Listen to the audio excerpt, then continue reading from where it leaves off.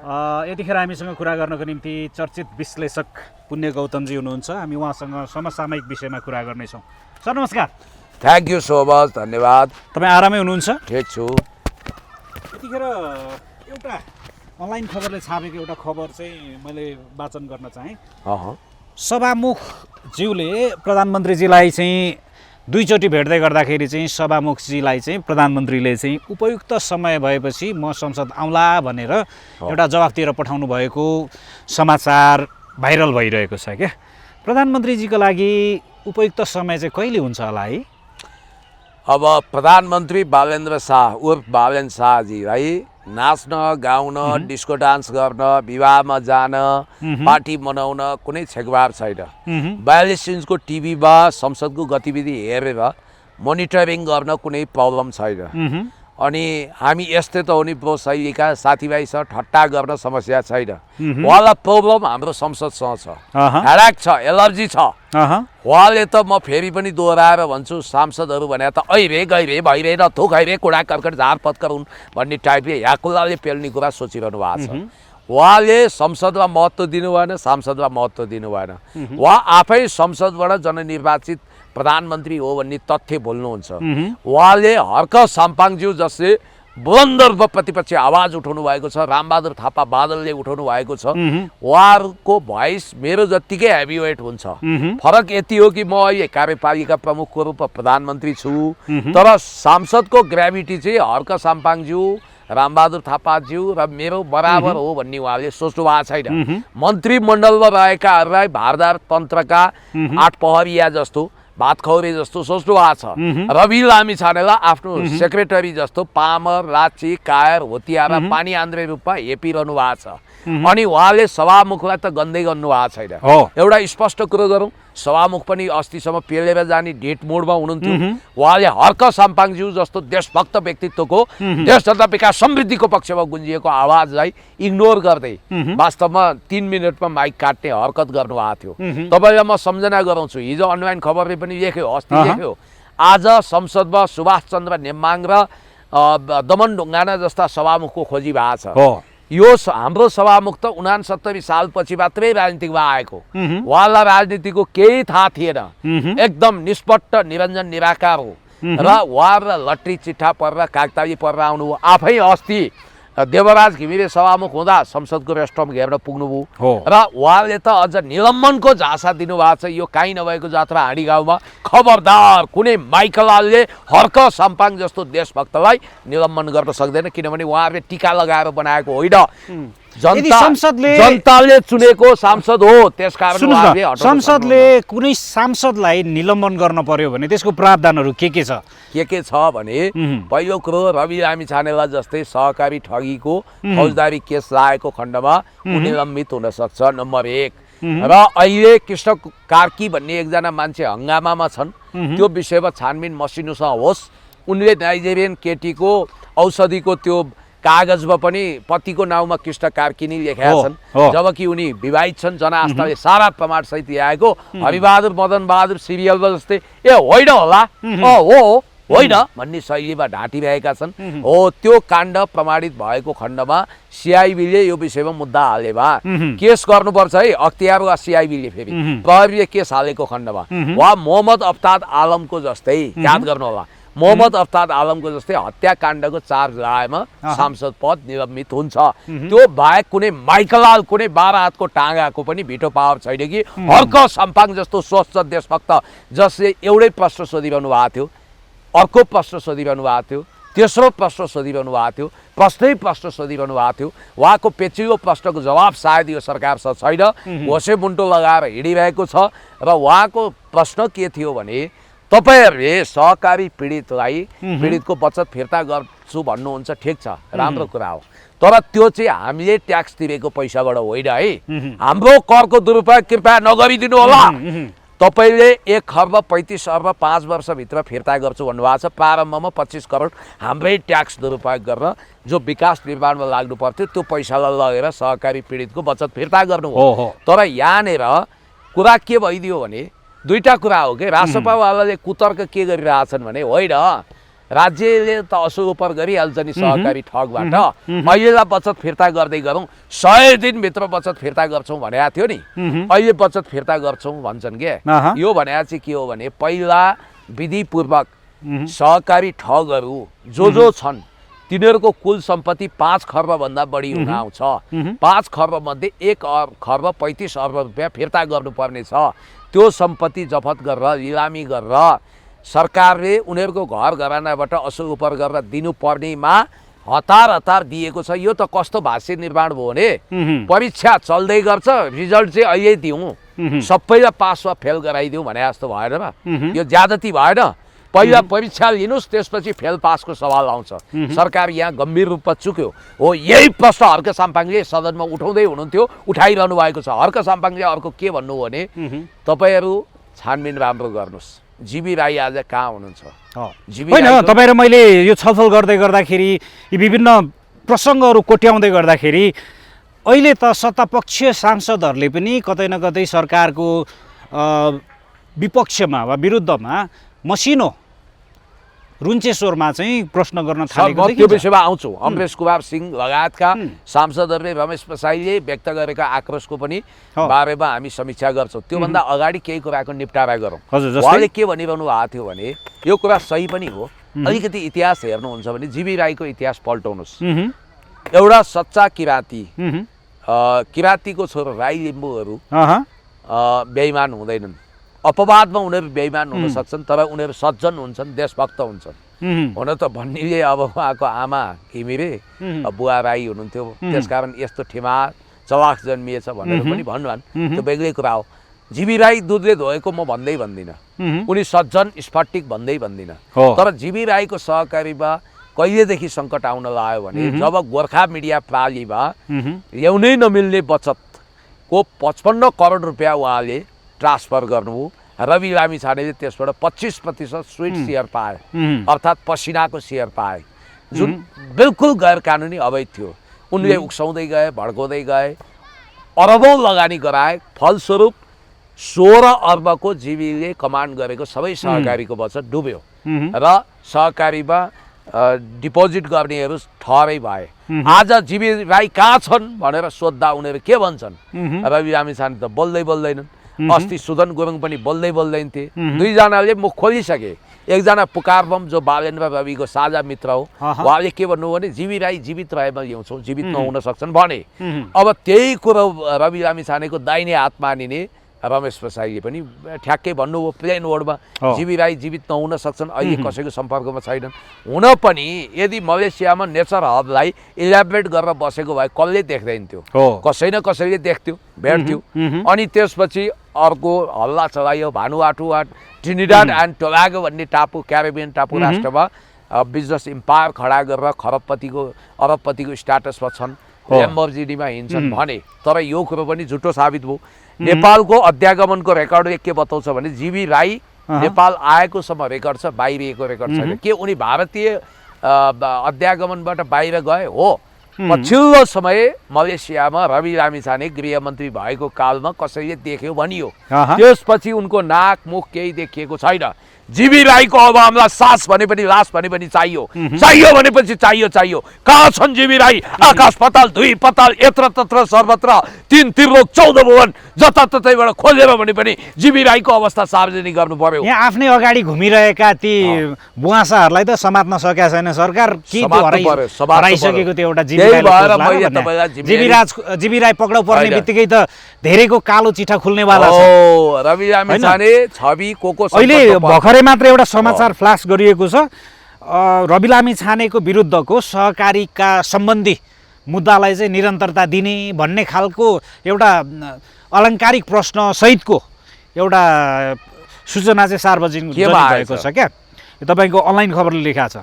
होइन, यो मुद्दा निरन्तर हुन्छ किनभने रवि लामिछाने यही कुराले हो भने त अन्तत रवि लामिछाने फेरि पनि सेन्ट्रल जेलतिरै फर्किने हो कि के हो? तपाईँ के बुझ्नुहुन्छ? बालेन्द्रलाई के महसुस भइरहेछ? प्रधानमन्त्री बालेन्द्र भने हर्क साम्पाङको विरोधमा सबभन्दा बढी खुसी हुने चाहिँ रवि लामिछाने छन्। अनि अमरेश कुमारलाई उकासेर बालेन्द्र विरुद्ध वक्तव्यबाजी गर्न पनि उनीहरूले लगाए। अस्ति अति सर्वत्र वर्जय त भन्दै चाणक्यको नीति सूत्र घोकेर धेरै दमनकारी भयो भने राज्य टिक्दैन भनेर बालेनलाई रमेश प्रसादले व्यङ्ग्य गर्नुको पछाडि पनि रविले पम्पिङ गरेको भनेर उनीहरूले बुझेका छन् र त्यसकारण रवि लामिछाने छ बालेन आकर्षित भएको अवस्था छ र यसै पनि 6-7वटा मुद्दाको डेमोक्रेटिक स्तरबाट रविको शिरमाथि अलरेडी झुन्डिया छ त्यही भएर उनी पामर राची कायर हुतियारा पानी आन्द्रे जस्तो देखिएको अनि बालेनको प्रवक्ता जस्तो देखिएको तर अब बालेनलाई बोकेर हिँड्दा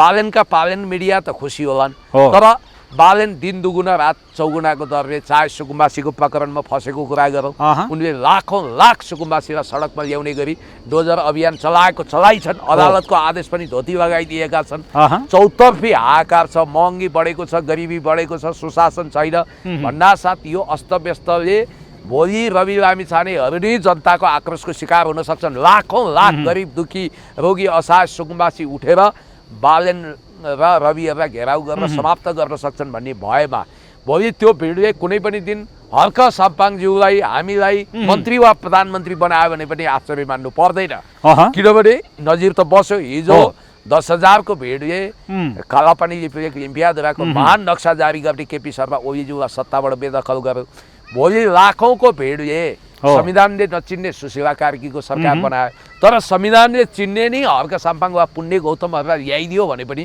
केही आश्चर्य मान्नुपर्छ एमकेजीलाई ल्याइदियो भने केही आश्चर्य मान्नुपर्छ नजिर त बस्यो त्यसकारण मैले भन्न खोजेको प्रतीकात्मक कुरा के हो भने आज सरकारको ढुकुटी रित्तिएको छ सरकारसँग वैदेशिक ऋणको थुप्रो छ 30 खर्ब बराबरको वैदेशिक ऋणको बोझ बोकेर हामी टाउकोमा बोझ बोकेर हिँडेका छौँ अब यो सिलसिलामा तपाईलाई म के भन्छु भने जीविकै बारेमा बालेन सरकारले एक्सन लियो भने के हुन्छ नम्बर 1 याद गर्नु होला भोलि रविलाई कति आपत पर्छ भन्ने कुरोको हिसाब किताब त सबैलाई थाहा छ दोस्रो कुरो यिनीहरूले नदुख्ने कपाल त दुखाए नि किनभने अहिले प्रारम्भिक अध्ययन अनुसार सुकुम्बासीको पूर्ण म्यानेजमेन्ट गर्नको लागि देशभरिको कमसेकम 3 वर्ष त 1000 दिन त लाग्छ त्यो बिचमा 10 खर्ब भन्दा बढी त सुकुम्बासीको व्यवस्थापनमा जान्छ 1 खर्ब 35 अर्ब रुपियाँ सहकारी पीडितको बचत यिनीहरूले हाम्रो राजस्वबाट हाम्रो ट्याक्सबाट यिनीहरूले दिँदैछन् उता दैलेखको दुल्लुवा पेट्रोलियम पदार्थको खानी उत्खनन गरिदिन्छु भनेर चाइनाले 25 अर्ब रुपियाँ प्रारम्भमा लगानी गर्दैथ्यो अब झापाको कमल गाउँपालिकामा 2200 बिघा जमिन चाइनाले खरिद गरेर औद्योगिक पार्क बनाइदिन थालेको छ बालेनले त्यो कुरा अधुरो गरिदिए त्यहाँ काम हुन सकेको छैन असंलग्न परराष्ट्र नीति र पञ्चशीलता विरुद्ध हातमा तिब्बत ओरिजिन्स ब्लडको ट्याटु खोपेका सुदन गुरुङ रिसोर्टमा गएर रमझम गर्छन् कुनै युवतीसँग र त्यो प्रमाण अनि त्यो व्यक्तिमा नजाऊ न व्यक्ति त जान पायो कुनै गौतम कुनै रिसोर्टमा गएर कुनै महिला साथीसँग वा कुनै भाइ भतिजी बहिनी सक्छ म सत्तामा गएँ भने प्रश्न मोनिका लेविन्स्कीको बनेन पर्सनल सम्बन्ध भनेर अमेरिकाले फर्की गर्यो अब हाउस अफ कमन्स र हाउस अफ लर्ड्सले बेलायतमा समेत खेत प्रस्ताव पारित गर्यो अमेरिकाको हाउस अफ रिप्रेजेन्टेटिभमा सिनेटले समेत खेत झन्डै अविश्वासको प्रस्ताव राखेन महाभियोग लगाएन भन्नाले पब्लिक फिगरको विषयमा प्रश्न त जहाँ पनि उठ्छ यसरी हेर्दा यो हाम्रो डिल्लीराम खनालले एउटा इन्ट्रेस्टिङ कुरा क्वाइन गर्नुभयो क्या यो उहाँले ठ्याक्कै भाषा यही नभए नि भाव यही प्रकट गर्नुभएको छ यो रासोपा भनेको चाहिँ घन्टे ग्याङ प्लस खरानी ग्याङको संयुक्त मोर्चा अरे क्या घन्टे ग्याङ भनेको सहकारी लगायतका क्षेत्रमा ठगी खाने गिरोह अनि यो खरानी ग्याङ भनेको देश जगाउन हिँड्ने ट्यापे मुन्द्रे सुल्फे चुल्ठे मुन्द्रे गजडीहरूको टिम रे त्यसको संयुक्त मोर्चा भन्नुहुन्छ त्यसका असल पक्ष पनि होलान् अब यहाँनिर के छ भने अरू त बोले हिजो बालेन यदि झापाबाट जितेनन् प्रधानमन्त्री भएनन् भने आत्महत्या गर्छु भन्ने अमरेश कुमार सिंह अहिले डुक्रिरहेका छन् अब पहिला कुरा कहाँ टुङ्ग्यौँ भने सभामुखको कुरामा उहाँले विनियोजन विधेयकलाई बलपूर्वक पास गर्छु भनेर हुन्छ ह्याकुलाले पेलेर लान्छु भनेर हुन्छ संसद अहिले नहुनु पर्ने हो तर त्यो भइरहेछ क्या गरिराखेको छ नेपाल ऐन संशोधन गर्ने केही अध्यादेशहरू पास जबसम्म हर्क साम्पाङले 15 को 2 देखाउनु भएन तबसम्म त हर्क साम्पाङलाई न्याक्नु भएको थियो उहाँले यिनीहरूले के भनिरहेका थिए पहिला घटिया तर्क गर्थे प्रधानमन्त्री आफै उपस्थित हुनुपर्छ भन्ने संवैधानिक प्रावधान छैन भन्ने थियो तर संसदको नियमावली अन्तर्गत धारा 15 को 2 मा उपधारा 2 मा स्पष्ट रूपमा प्रधानमन्त्री आफै छलफलको क्रममा उपस्थित हुनुपर्ने, दफावार छलफलमा सम्बन्धित सरकारवाला मन्त्रीले जवाफदेही हुने ठाउँमा मन्त्री आफै उपस्थित हुनुपर्ने, पिएसए पठाएर सचिव पठाएर हुँदैन। अनि त्यसै गरी प्रधानमन्त्री उपस्थित हुनुपर्ने ठाउँमा अरू बालवाला मन्त्री जस्तो अहिले जस्तो सांसदहरू निर्वाचित भएकोमा प्रतिनिधि सभा सांसद निर्वाचन सम्बन्धी संसदीय निर्वाचन सम्बन्धी नयाँ जुन ऐन बनेको छ त्यसको छलफलमा चाहिँ बालेन शाह निर्णयार्थ त्यसलाई त्यो ऐनलाई प्रस्तुत गर्न बालेन शाह आफै आउनुपर्नेमा प्रधानमन्त्री आफै आउनुपर्ने विगतको नजिरलाई तोडेर उनी गुपचुप छन्। अब यिनी त प्रतिशोधी छन्। मैले सुनेको त उपयुक्त समय भने त कहिले कहिले उनीहरूलाई आएन भने कहिले पनि आउँदैन। उपयुक्त समय भनेको उनी चाहिँ हर्क साम्पाङसँग किन झुक्ने, रामबहादुर थापा केपी ओलीसँग किन झुक्ने, म आफ्नै सुरमा हिँड्छु मोडमा हिँड्छु भनेर उनी हिँडिरहेका छन्। अस्ति राष्ट्रपतिलाई अवज्ञा गर्दै पुरा स्पोर्ट सुजमा देखिए रुत्त हिँडे संसद। त्यतिखेर मैले तपाईँलाई एउटा प्रश्नमा र अलिकति मैले भने सभामुख जस्तो हुनुहुन्न, उहाँलाई संसदीय कानुनको जानकारी छैन, उहाँ विभेदकारी हुनुहुन्छ। हिजो जन्ने त मदन भण्डारीले पदमा बस्नुभएका आसीन व्यक्तिलाई त्यसरी अमर्यादित लान्छना नलाउनुहोस् न। मिडियाले लेखिसक्यो सुभाष नेम्बाङ कति डिग्निफाइड हुनुहुन्थ्यो। कमल थापाले राजतन्त्रको कुरा उठाउँदा पनि माननीय सदस्य तपाईँको भनाइ राख्नुहोस् तर उत्तेजित नभइकन भन्नुभएको थियो, माइक काट्नु भएन। गणतान्त्रिक संविधान अन्तर्गत राजतन्त्रको कुरा उठाउन पनि उहाँले पाउनुभयो। दमन ढुङ्गानाले काङ्ग्रेसी कोटाबाट सभामुख बन्नुभएका दमन ढुङ्गानाले गिरिजाबाबुले भारतमा सुटुक्क गएर गरेको टनकपुर सन्धि विरुद्ध 15 मिनट बोलेपछि विशेष समय लिएर बोल्नुभएको थियो। प्रमुख प्रतिपक्षी दलको नेताको हैसियतले कुरा टुङ्गिएन र प्रमुख प्रतिपक्षी दलको नेता जननेता मदन भण्डारीको अभिव्यक्ति बहुत राष्ट्रको पक्षमा देखिन्छ। यो संसदको पुँजी हुनसक्छ, यो रेकर्डमा राख्नुपर्छ। जति बोल्नुहुन्छ बोल्नुहोस् भने उनीहरूले 1-1.5 घन्टा बोल्नुभएको थियो, अहिले पनि सोसियल मिडियामा पाइन्छ। तर हर्क साम्पाङको माइक 3 मिनटबाट 4 मिनट पुग्नु हुँदैन, चट्टै काटिन्छ। भन्ने बित्तिकै सभामुख आफै निलम्बनको मुडमा हुनुहुन्छ भनिन्छ। कसरी निलम्बन हुन सक्छ? बरु फौजदारी केस लाग्न सक्ने नाना नौरङका युवतीहरू बिगार्नेहरू र फौजदारी केस लाग्न सक्छ। केही संसदभित्र सिंहदरबार संसद भवन अदालत जलाउने मान्छे हुन सक्छन्, तिनलाई फौजदारी केस लाग्न सक्छ र तिनको पद निलम्बन हुन सक्छ। तर बुद्धवादी शान्तिपूर्ण तरिकाले देश जनता विकास समृद्धिको पक्षमा आवाज उठाउने र यो आवाज पनि उहाँले उठाइरहनु भएको छ कि तपाईँहरूले जनतालाई किन आँखामा छारो हाल्नुभयो, किन ढाँट्नुभयो? राष्ट्रियता जस्तो संवेदनशील कुरामा प्रेस नोट जसमा त्यो विज्ञप्तिमा परराष्ट्र मन्त्री प्रधानमन्त्री कसैको पनि सिग्नेचर छैन। प्रेस नोट दिएर कालापानी लिपियाधुराको सन्दर्भमा लिपुलेखलाई ट्रान्जिट पोइन्ट बनाउने भारतको एकतर्फी घोषणा, कैलाश मानसरोवरसम्म पुग्न ट्रान्जिट पोइन्ट बनाउने भारतको एकतर्फी घोषणाको विरुद्ध डिप्लोमेटिक नोट पठाएको भ्रम छ र सरकारले, तर त्यो प्रेस नोट रहेछ हो। यो कुरा उहाँले उठाउँदै हुनुहुन्थ्यो।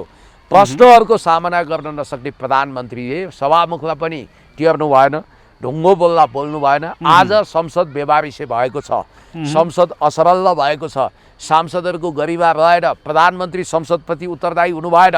मानव उहाँ त प्रत्यक्ष निर्वाचित राष्ट्रपति जस्तो व्यवहार गरिरहनु भएको छ। त्यस कारणले अर्को कुरा के छ, गम्भीर सङ्कट के आउँदैछ भने तपाईँले सुन्दा अचम्म लाग्छ, बालेन शाह आफै रासोपा होइनन् के? यसको जवाफ म कसरी भन्नुहोस् त? उनी त वरिष्ठ नेता हुन् नि त्यो पार्टीको, अनि उनले वरिष्ठ नेता भएको कारणले उनले त्यो दलबाट प्रतिनिधित्व गर्दै देशलाई नेतृत्व गरिरहेका छन्। सुदन किरातीजी वरिष्ठ श्रमदाता, त्यो पार्टीमा वरिष्ठ नेता भनिँदैन भाइ। सुदन किरातीले पार्टी सदस्यता लिएको देख्नुभयो तपाईँले, श्रम संस्कृति। उहाँ पहिला उहाँले त पुरा कागजमा सिग्नेचर गरेर सहमति जनाउनु भएको छ, सिग्नेचर गर्नुभएको छ। त्यो भनेको व्यवस्थित हिसाबले उहाँले आफ्नो नेतृत्व लिनुभयो, चार्ज लिनुभयो। बालेन शाहले रासोपा नेताको हैसियतले कुन दिन कुन सदस्यता लिनुभयो मलाई बताउनुहोस्। पहिलो छैन, उहाँ रासोपाको रेकर्डमा बालेन शाहको सदस्यता छैन। नम्बर 1, कुलमान घिसिङको पनि त सदस्यता थिएन, तर उहाँलाई वरिष्ठ नेता भन्न थालेका थिए नि ठ्याक्कै, पछि त उहाँ बहिर्गमन हुनुभयो। पहिलो कुरो। दोस्रो कुरो, वरिष्ठ नेताको हैसियतले उहाँले कुनै औपचारिक कार्यक्रममा एटेन्ड गरेर सिग्नेचर गर्नुभएको छैन। उहाँको अहिले पनि मन लौरोतिरै छ। घन्टी चुनाव चिन्ह उहाँले प्रयोग गरेको, रासोपालाई उहाँले मञ्च बनाएको, लिजमा लिएको हो। र यसलाई तपाईँ कसरी बुझ्न सक्नुहुन्छ भने एकनाथ ढकाल भन्ने मान्छे आफूलाई परिवारवादी दलकै नेता भन्थे र भन्छन्। तर उनले नेकपा एमालेको मञ्च प्रयोग गरेर समानुपातिकमा बसे, सूर्य चिन्हबाटै समानुपातिक सांसद भए। संसदको नियम ऐनले दिँदो रहेछ त्यस्तो, र उनी एमालेको सरकार बनेको अवस्थामा मन्त्री पनि हुन्थे हो।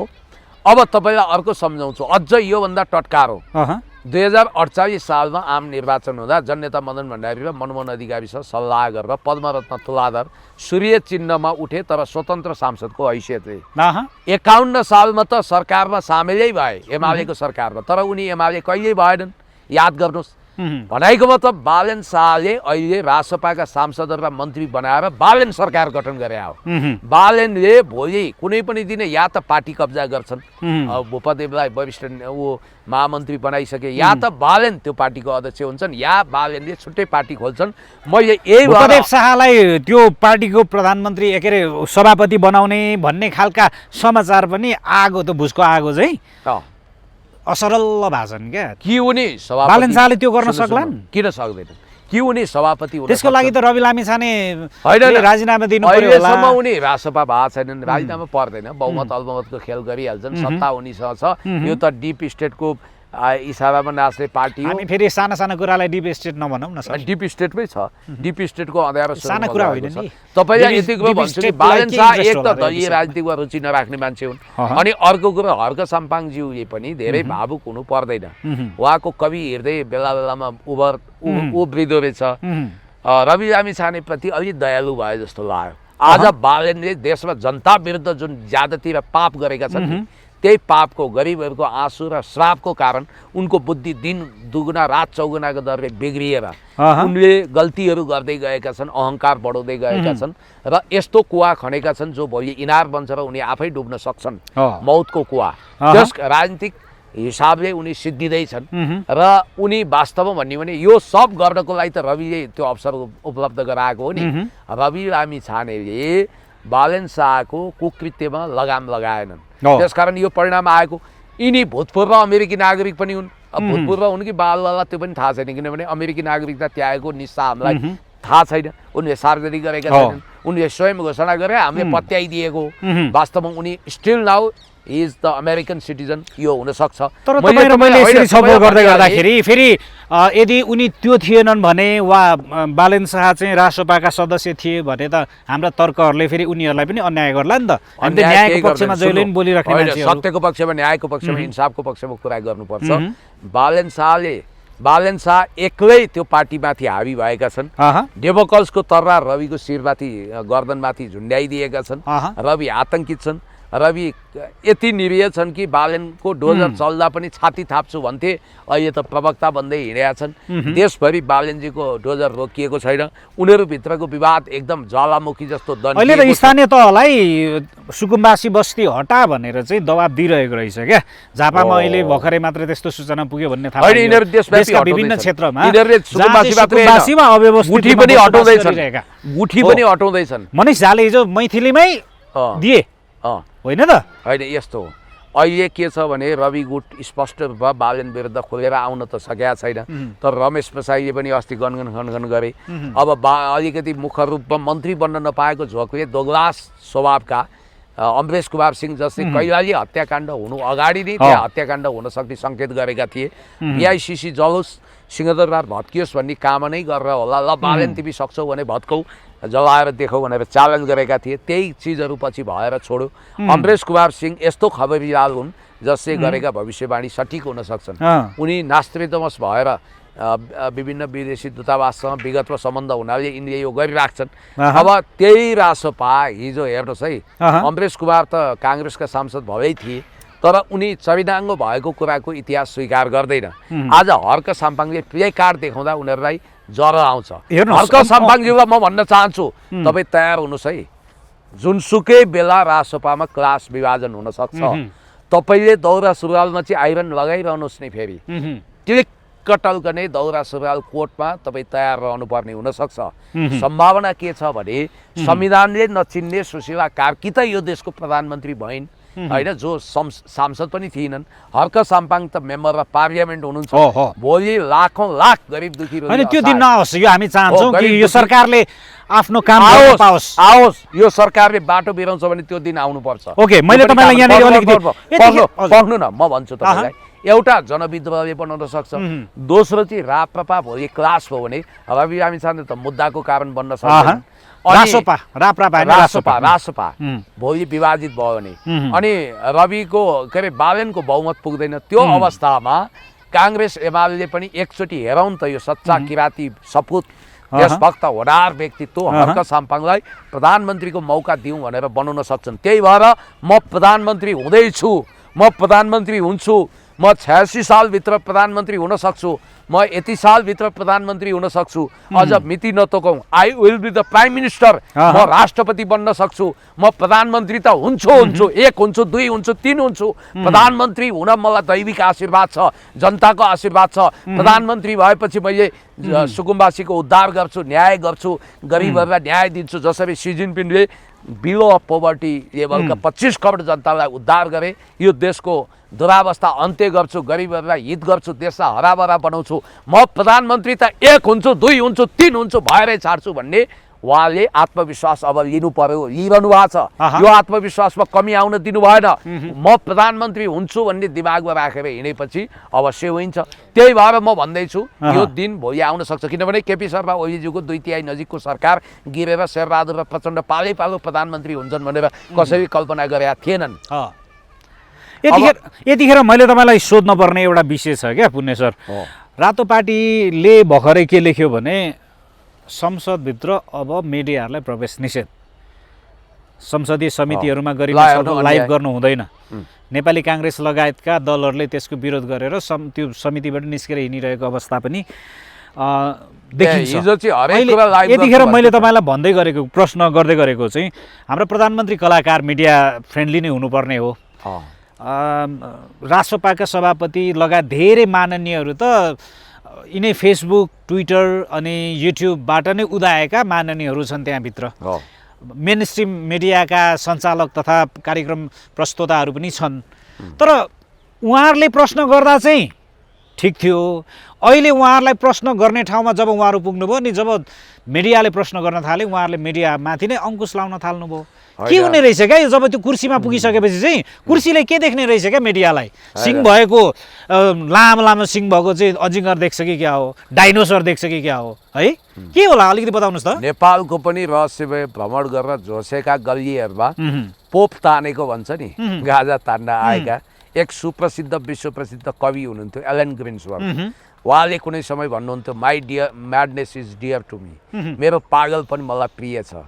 हो तिनी एलन ग्रिन्सबर्गले फ्रान्सेली शासक देखेर, फिफ्थ रिपब्लिक को बर्बादी देखेर, त्यो इतिहास पढेर त्यहाँ चाहिँ तपाईँको जुन ढङ्गको एउटा त्रासदी भयो, संसदीय त्रासदी, त्यहाँको पाखण्ड सत्ताधारीहरू पहिला शोषित थिए, पछि शोषक भए र त्यहाँ चाहिँ तपाईँको चार्ल्स देगालले फिफ्थ रिपब्लिक बनाउँदा जुन ढङ्गले काम गर्नु पर्थ्यो त्यो नभएको देखेर निराश भएर उहाँले भन्नुभएको थियो कि कुनै समयका शोषितहरू भविष्यमा शोषक हुन सक्छन्, कुण्ठित मान्छेहरू डरलाग्दा हुन सक्छन्, आजका शासितहरू भोलि शासक भयो भने झन् डरलाग्दो दमनकारी हुन सक्छन् भनेर भन्नुभएको थियो कि। ठ्याक्कै अब तपाईँको त्यो जापाल सार्थको नाम त सुन्नुभएको छ, नोबेल पुरस्कारलाई कुहिएको आलुसँग तुलना गरेर अस्वीकार गर्ने अस्तित्ववादी जापाल सार्थले त अझ के भन्नुभएको थियो भने सत्ताको दुर्गन्ध संसारको भयानक दुर्गन्ध मध्ये एक हो भन्नुभएको थियो। सत्तामा पुगेर कमै मान्छे इमेज बचाउँछन्। हिजो यिनीहरूले जे कुरा गरेका थिए ठिक उल्टोमा यिनीहरू गए, उल्टो गङ्गा बगाइरहेछन्। हिजो के भन्थे, खबरदार मलाई बोल्न दे सरकार, गरिबको चमेली बोल्दिने कोही छैन भन्थे। हामी थियौँ नि, हामी छौँ। अब आज बोल्न दे सरकार भन्नेको मुखै टाल्दैछन् यिनीहरूले, नम्बर 1। नम्बर 2, अब बिस्तारै माइती गर्व पनि त्यहाँ जुलुस गर्न दिँदैन। अब प्रजातान्त्रिक अधिकारहरू सङ्कुचन हुँदै, पुलिस स्टेट बन्दै, देशमा एक हिसाबले अधिनायकवाद हावी हुँदै, मिडियाबाट बच्दै, नेपोलियन बोनापार्टले वाटरलूको पराजयपछि कोर्सिका टापुमा जीवनको अन्तिम दिनहरू आँसु पिउँदै गनिरहेका थिए र उनी भन्थे जसको उदय जेबाट हुन्छ त्यसको अन्त्य त्यहीबाट हुन्छ। यो तपाईँलाई लाग्दैन? बम गोलाबाट उदय भएकाहरूको उदय बम गोलाबाटै अन्त्य बम गोलाबाट हुन्छ। खुकुरीबाट उदय भएका डनहरू खुकुरीबाटै जान्छन्।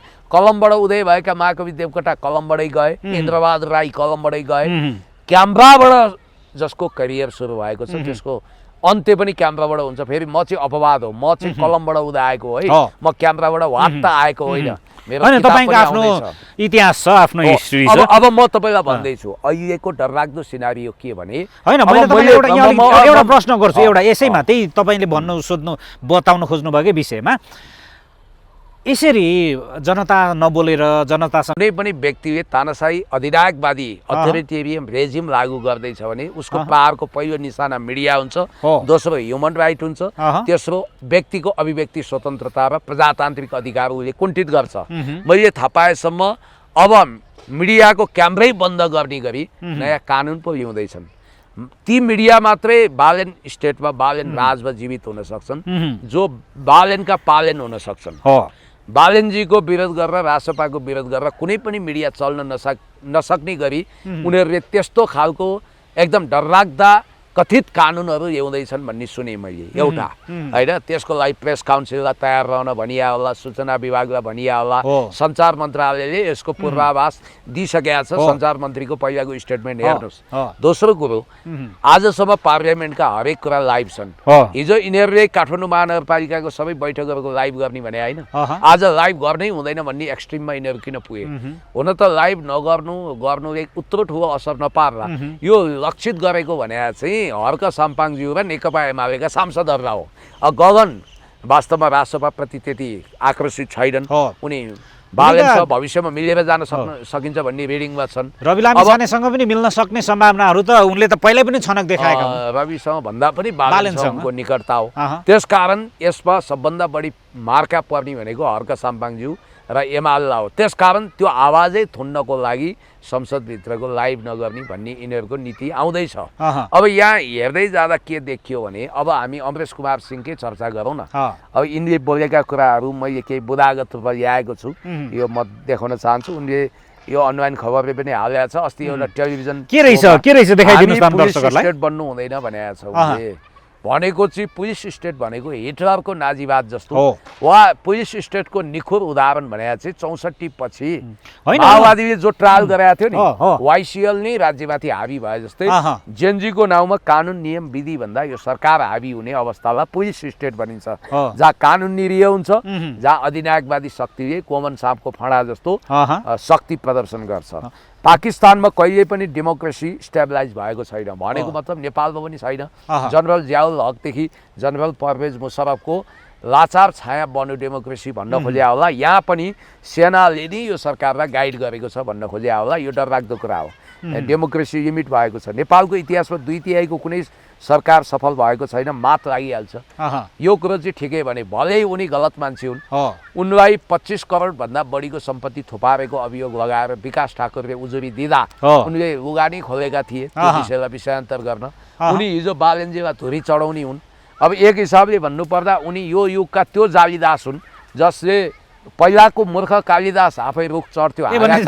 जालीदासै नाम राखिदिनु हुन्छ। कालिदास र जालीदासमा फरक के छ भने महाकवि हुनु अगाडि मूर्ख कालिदास आफै रुख चढ्थ्यो अनि हाँगो काटेर खत्रक्कै हुन्थ्यो। अहिलेका जालीदासले उक्साएर रुख चढाउँछन्, तलबाट फेद डाल्छन्। हो, यी बालेनलाई रुख चढाउने जालीदास नै हुन्।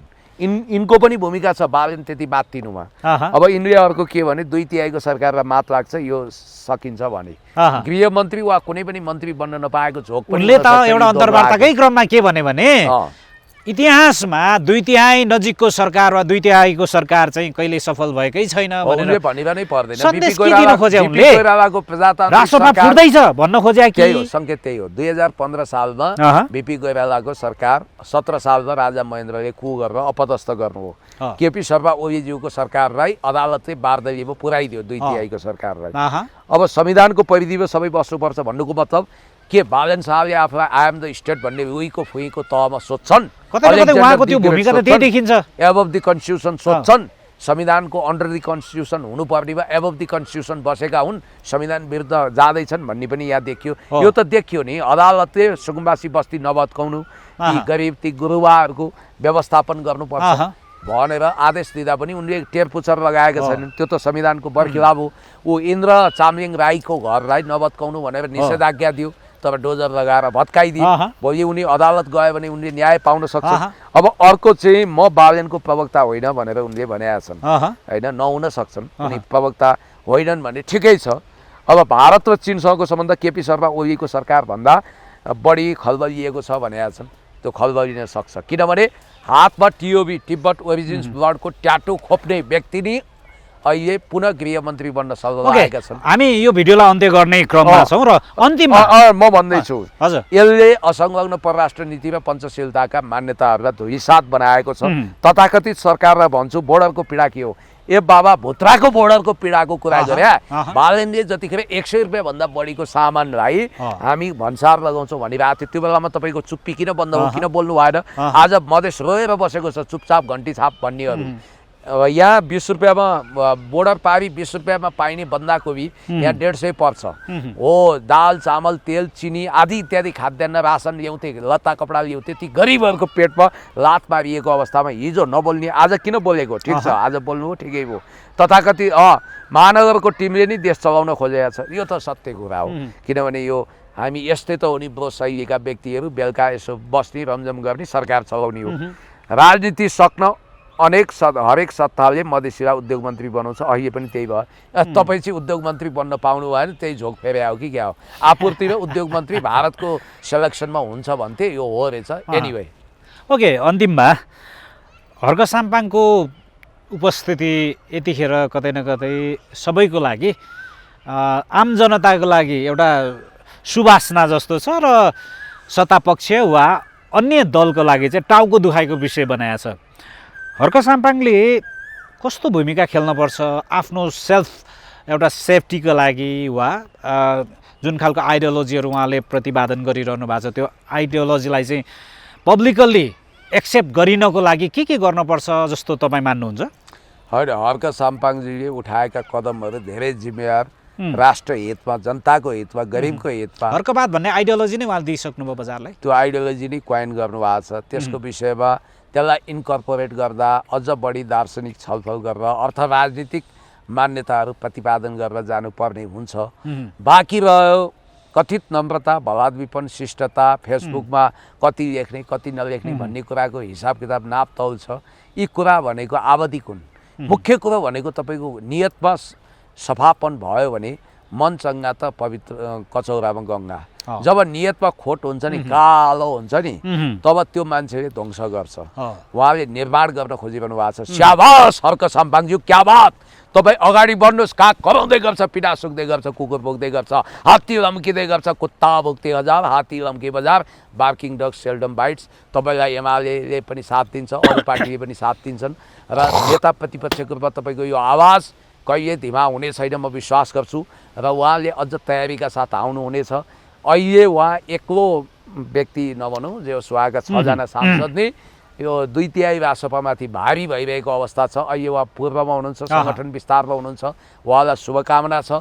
र भोलि भगवानको नेपाल आमाको आशीर्वाद दे म प्रधानमन्त्री हुन्छु भन्ने सपना साकार भइजाओस्। हस्, महत्त्वपूर्ण समयको लागि हार्दिक धन्यवाद। Thank you sir. त्यो कक्रोचको एउटा दिन छोटो क्लिप यो जोड्नुपर्ने यार, जोड्नै पर्ने विषय चाहिँ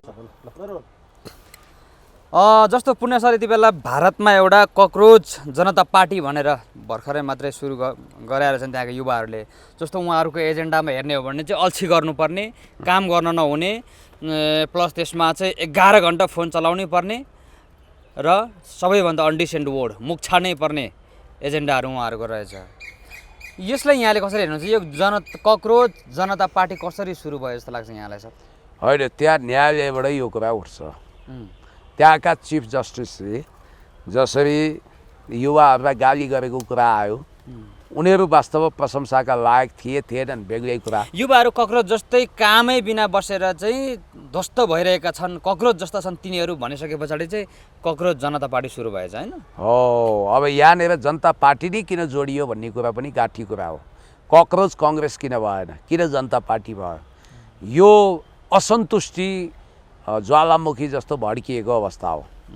भारतमा अहिले खास गरी डिप स्टेटले नेपाल र जेएनजी मुभमेन्ट जस्तै भारतलाई नै प्रकारान्तरले विभाजित गर्न, अस्थिर बनाउन, मोदीको सत्ता विद्रोहबाट उडाइदिन, त्यहाँ पनि कुनै बङ्गलादेश मोडलको, नेपाल मोडलको जेएनजी मुभमेन्ट नयाँ मोडलमा गर्न ऊ आतुर छ र भारतलाई विश्व महाशक्ति भएको चाइनालाई विश्व महाशक्ति भएको हेर्न सक्दैन। त्यसको लागि शान्तिपूर्ण रूपमा यसले केजरीवाल प्रयोग गर्यो। केजरीवालले सुरुमा नायक फिल्मको अनिल कपुरले जस्तै स्टन्ट गरे, केही काम पनि गरे, पछि उनको ट्रायल एन्ड फेल भयो, इरर भयो र उनी अहिले थन्किएर बसेका छन् इडी काण्ड लगाएपछि। अब भारतमा गरिबी छ, महँगी छ, भ्रष्टाचार छ, अपराध छ, हिंसा छ, संसारका खरबपति पनि त्यही छन्, गरिबभन्दा गरिब पनि त्यही छन्। त्यो यस्तो देश भयो जहाँ बारुदको थुप्रो छ, त्यहाँ एक काटी सलाई विद्रोहको सलाइले त्यो देश तबाह हुनसक्छ भन्ने बुझ्या हुनाले बहुआयामिक द्वन्द्व सृजना गर्न यसै पनि सामाजिक सञ्जाललाई पश्चिमाहरूले आफ्नो अनुकूलमा ककरोचको नाममा प्रयोग गरिदिँदैछन् र यहाँनिर प्रधान न्यायाधीशले दिएको त्यो आदेश विरुद्ध उनीहरू आकर्षित भएर झन्झन अराजक हुने कुराको सङ्कल्प लिएका छन्। 11 अब घण्टा जस्तो यो उहाँहरूले जसरी हामी कक्रोच जनता पार्टी सुरु गर्छौँ भन्ने बित्तिकै लगभग आज त्यो नाम चाहिँ उहाँहरूले घोषणा गर्नुभयो र भोलिपल्ट नै 12 मिलियनभन्दा बढीले समर्थन त्यो पेज गरेको भन्ने भारतमा तपाईँको करोडौँ करोड यो समर्थन हो कि त्यो प्रतिको असमर्थन हो कि त्यो पार्टी प्रति के हो सर? यो भारतीय जनता पार्टी विरुद्ध विद्रोह भयो, मोदीको नीति विरुद्ध विद्रोह भयो। मोदीले दक्षिण एसियाका छिमेकी देशहरूमा पाप गरेका छन्, आफ्नो देशमा त गरे। यहाँ जेनजी मुभमेन्ट भड्काउनेदेखि श्रीलङ्का बङ्गलादेशमा पनि वितण्डा मचाउन उनले कुनै न कुनै भूमिका खेले। त्यो पाप उनीका कराउँदैछ र यो विद्रोह समन गर्न गाह्रो छ, किनभने अबको विद्रोह डिजिटल प्लेटफर्मबाट उत्पन्न हुने निश्चित भयो। नेपालमा पनि डिस्कर्ड प्रयोग गरेर सोसियल मिडियालाई प्रयोग गरे। अब यो अहिले देख्दा स्थापित हुन्छ नि त सर, त्यो राजनीतिक पार्टीको रूपमा त्यो त एउटा विद्रोहको होइन, विद्रोहद्वारा स्थापित हुन्छन् या पार्टीको रूपमा बनाउँछन्।